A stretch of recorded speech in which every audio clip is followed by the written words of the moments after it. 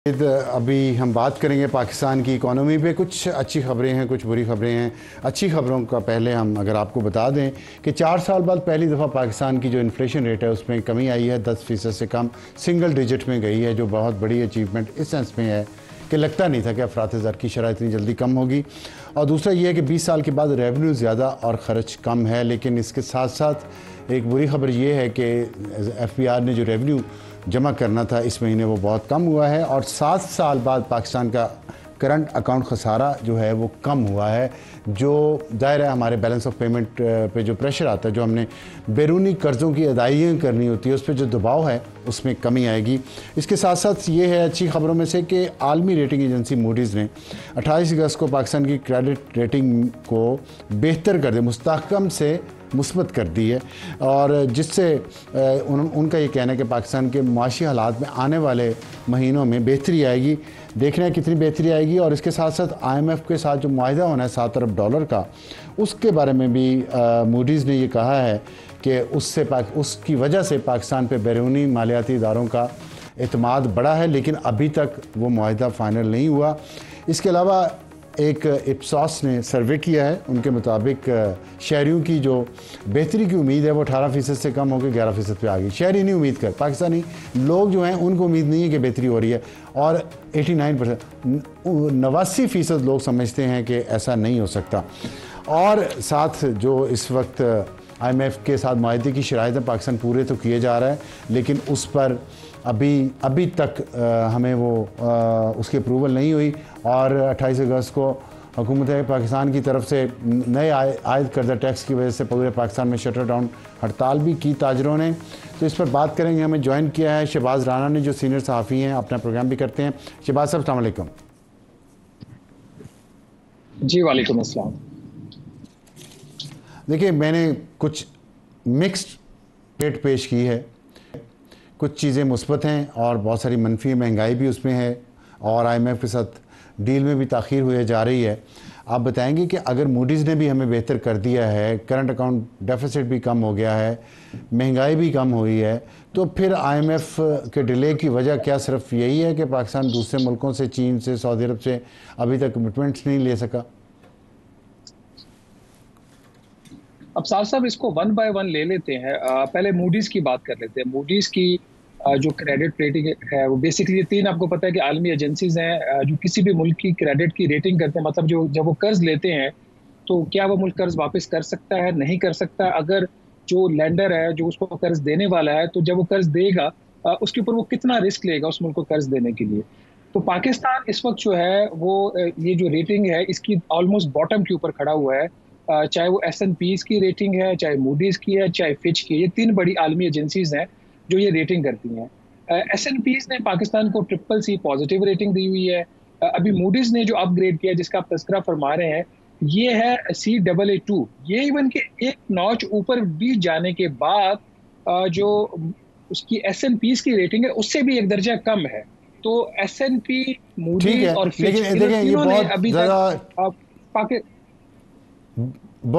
बहुत ज़्यादा टेक्निकल बात हो जाएगी। मैं तो सिर्फ ये कह रहा हूँ कि चले, मैं आपको, हाँ जी जी जी जी मैं आपको ये बताने जा रहा था कि ये तो एक बैकग्राउंड है। ये जो रेटिंग में इम्प्रूवमेंट हुई है इसका वज़ीर ख़जाना मोहम्मद औरंगज़ेब साहब की सेहत के ऊपर कोई फ़र्क नहीं पड़ा। क्यों? क्योंकि आज भी इस रेटिंग की इम्प्रूवमेंट के बाद भी जब वो आलमी मंडी में कर्जा लेने जाएंगे तो उनको शरह सूद कम नहीं मिलेगी, उनको कर्ज लेने में दुश्वारियों का सामना करना पड़ेगा। तो जिस तरीके से इस रेटिंग को प्रेजेंट किया गया प्राइम मिनिस्टर की तरफ से भी और गवर्नमेंट की तरफ से भी, अच्छी खबर नहीं है, पिक्चर नहीं है। नंबर 1 तो हमारे मुल्क के लिए कोई भी अच्छी खबर नहीं है। एक डायरेक्शनल अगर बात करें कि बॉटम में पहले बिल्कुल जमीन के ऊपर गिरे हुए थे, हल्का सा पांव ऊपर उठाया, उठ के खड़े नहीं हुए। नंबर 1। और उठ के खड़े होने में भी मैं रेटिंग की हद तक बात कर रहा हूँ 1 साल लगेगा, चूंकि ये रेटिंग, ये सवाल आपको IMF की तरफ लेके जाएगा। क्योंकि ये जो रेटिंग है ये अभी वहीं पे ऑलमोस्ट खड़ी जहां पे पहले थी, थोड़ी सी बेहतरी है।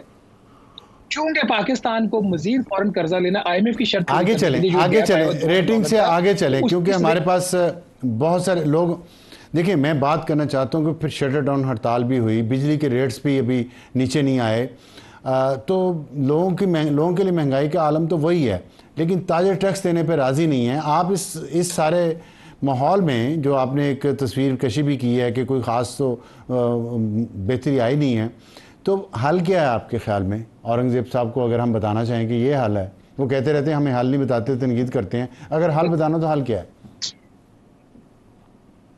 अफसार आलम साहब, एक तो किसी भी वजीर खजाना को हल बताना ही नहीं चाहिए, क्योंकि वो वजीर खजाना बने, मुल्क उन्होंने चलाना, हम क्यों? तो वॉच डॉग हैं। वो जो काम कर रहे हैं और जो कुछ हो रहा है हम उसको देख रहे हैं। हल बताने के लिए ही वो आए, इसलिए वो प्राइवेट सेक्टर से लाएंगे और सागडार साहब के ऊपर उनको प्रेफरेंस दी गई है, तो he must have a solution for that. हम तो ये देख रहे हैं कि चीजें जा किधर रही नहीं, हैं। वो कहते हैं आप अगर जो आप सॉल्यूशन लाते हैं आप हल लोग की बात तनकीद करना करें, शुरू आप कर देते हैं, हम क्या करें? देखिए, हमारी तनकीद तो इररेलेवेंट हो जाएगी ना जब उनका जो नुस्खा है वो कामयाब हो जाएगा। आप और मैं कुछ और बात कर रहे होंगे ना वो आज। कह रहे हैं आप और कि मैं आज गिरे ये हुए थे, बात कर थोड़ा रहे सा होते पाँव अगर ऊपर उनका हल उठा है, कामयाब हो।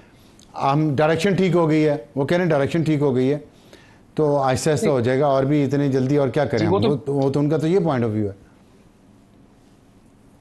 देखिए, वो मसला ये है कि सबसे पहले तो इस चीज को अप्रिशिएट किया जाए ना, क्या वाकई जो चीजें हो रही हैं वो ग्राउंड के ऊपर उतनी ही हो रही है जितनी हुकूमत का दावा है। हर हुकूमत जो इंप्रूवमेंट है उसको एग्जैजरेट कर this government is not an exception. ये भी वही करती है जो हाँ, माजी जाहिर वाली है, हुकूमतें कर रही हैं। जाहिर है, हमने जाहिर है, उसको इंडिपेंडेंटली जाहिर है। हमने इंडिपेंडेंटली उस चीज को देखना होता है ना कि किस हद तक उसमें सच्चाई है या नहीं है। जहां तक आपका दूसरी चीज थी ना महंगाई की, अभी जो महंगाई की एक प्रोजेक्शन आई है 9.5% की वजारत खजाना की, एक्चुअल जो रेट है वो अनाउंस होना है मंडे को, जो पाकिस्तान ब्यूरो स्टैटिस्टिक्स अनाउंस करेगा कि अगस्त में महंगाई की शरह क्या रही।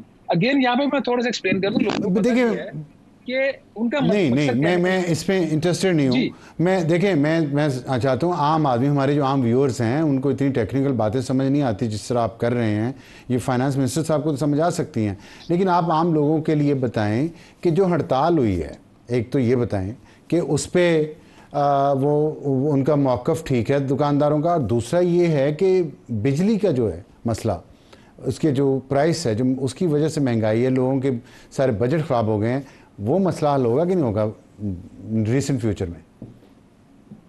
एक तो अब साहब हमारे जो अवाम है इतने सादा नहीं है जितना हम समझते हैं, उनको पता नहीं। अब उनको समझ आ गई, जब हुकूमत दावा करती है ना कि महंगाई कम होकर 9% होगी, वो आगे से अब बताना शुरू हो गया 9% महंगाई कम नहीं हुई, पिछले साल के मुकाबले में 9% चीजों की कीमतें बढ़ी हैं, तो लोग समझ गए हैं। अब नंबर 1। नंबर 2, जो ताजरों वाला मसला है, ताजरों का इस वक्त जो स्टांस है इंतहाई गलत है। और ये शटर डाउन और हड़ताल करके एक हुकूमत के जो घुटने टिकवाते हैं, इनको आदत पड़ी है जनरल परवेज मुशर्रफ के टाइम से, जब इन्होंने शटर डाउन किया और अपनी बात मनवा ली। फिर नून लीग ने कोशिश की 2013 में इनको नेट में लाने की, नाकाम रहे। पीटीआई ने की, नाकाम रहे। अब फिर ये पीडीएम 1 में तो इतना काम नहीं हुआ, पीडीएम इस वाली जो गवर्नमेंट है, कोलिशन गवर्नमेंट में इस पे एफर्ट हुई है, तो गवर्नमेंट थोड़ा सा पीछे हट रही है। बावजूद इसके कि जो ताजिर है उनका केस इंतहाई कमजोर है, क्योंकि हुकूमत सियासी तौर पर कमजोर है, तो वो रिस्क लेने को तैयार नहीं, वो प्रेशर लेने को तैयार नहीं है। 2, अभी ताजिरों ने एक दिन हड़ताल की और उन्होंने अभी आगे थ्रेट किया हुआ कि हम 3 दिन और हड़ताल करने जा रहे हैं। एक दिन की हड़ताल के बाद अफसार साहब उनको हुकूमत ने 2 कंसेशन दी हैं कि अपने जो असासे हैं उसकी वो तफसीलात जो है उस तरीके से अपने गोशवारे में ना दिखाएं और अपने बैंक अकाउंट्स की डिटेल्स भी ना दें। तो एक दिन की हड़ताल करके वो ये तो बेनिफिट ले गए। इसलिए ये जो चीज़ हो रही है कोई इतनी अच्छी नहीं हो रही। इसकी तकलीफ हमें इसलिए ज़्यादा होती है कि वो क्लास जिसको टैक्स पे करना चाहिए, जिसमें ताजर शामिल है, रियल एस्टेट शामिल है, जब वो नहीं पे करते और हुकूमत सियासी समझौते करती है, तो उसका बोझ मेरे और आपके ऊपर आ रहा है, और इस दफ़ा बहुत ज़्यादा बोझ आ रहा है। और लिटरली इवन कि गवर्नमेंट की तो तनख्वाह बढ़ी है ना 20 से 25%, उनकी तनख्वाहों में जो हायर ग्रेड्स हैं 20 और 21 वाले, मैं उनका आपको बता रहा हूँ, किसी की 3,000 रुपये बढ़ी है 20% इजाफे के बाद, किसी की 3,000 कम हुई है, बावजूद इसके कि उनको 20% तनख्वाह में इजाफा मिला। क्यों? क्योंकि हुकूमत ने टैक्स बढ़ा दिए। उनको तो 20-25% इंक्रीज मिलने के बाद ये हालत है, आप सोचिए प्राइवेट सेक्टर में क्या हालत होगी। तो हमें अगर होलिस्टिकली देखें, जहां पे हुकूमत अभी खड़ी हुई है बिकॉज ऑफ सर्टन फैक्टर्स जो कुछ इनके कंट्रोल में और कुछ इनके कंट्रोल में नहीं है, शॉर्ट टर्म में इस गवर्नमेंट से एज सच जो आप बात करें कि लोग किधर जाए, लोग क्या देखें, उनको क्या बताया जाए, फिलहाल आपको उस तरीके से वो चीज़ें बेहतर होती नजर नहीं आ रही। हाँ, ये ज़रूर है कि जो आज से 1-1.5 साल पहले जो बात हो रही थी कि पाकिस्तान कभी भी दिवालिया हो जाएगा, वो दिवालिया वाली जो सूरत हाल है उससे हम फिलहाल निकले हुए हैं। और अगर IMF का प्रोग्राम 1-2 बार चलें, नहीं भी होता तब भी हमें एक, मसला नहीं है, क्योंकि हमारा ठीक है, जी उसकी वजह है कि ठीक है, 9 अरब अच्छा ये डॉलर का बताएं। जो हमारा रिजर्व है वो जी जी जी जी, बताएं, आप वजह बता दें जी पहले। अफसार साहब। वजह उसकी ये है कि बावजूद आईएमएफ का जो लास्ट प्रोग्राम अभी हमने कामयाबी से मुकम्मल किया, बाहर से हमें कर्जा नहीं मिला था आईएमएफ के $3 अरब के अलावा $6 अरब स्टेट बैंक ऑफ पाकिस्तान ने मुकामी मार्केट से खरीदा है, जिसकी वजह से आज आप $9 अरब पे खड़े हुए हैं और ठीक आप है, कंफर्ट थोड़ी सी आपको मिल रही ठीक है है। कि आईएमएफ का अगर नहीं हो रहा तो ना भी 2-3 माह हो तो कोई मसला नहीं है।